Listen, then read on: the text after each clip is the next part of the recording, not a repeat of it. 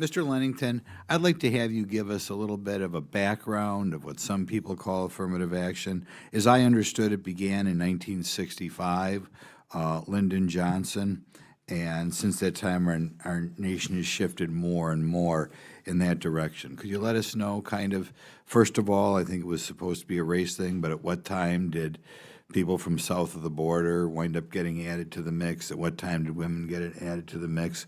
And do these policies result, as a practical matter, American businesses discriminating on the part of sex, by sex or race?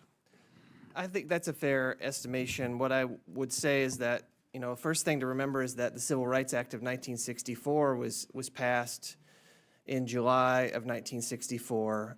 There was an election in November of 1964, and every single person who voted for that law was reelected. It was very popular among the American people, and one of the reasons why is because the law was itself colorblind.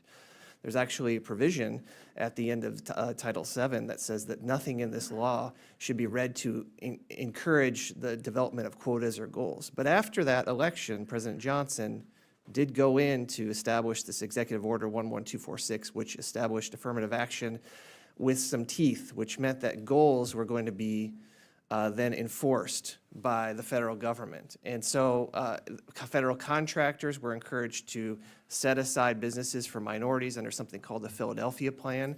That was later expanded greatly by President Nixon under his Secretary of Labor, George Shultz, and then basically ratified by the U.S. Supreme Court in a couple of decisions, Bakke and Weber, saying that it is okay to take race into account when you're establishing benefits and burdens.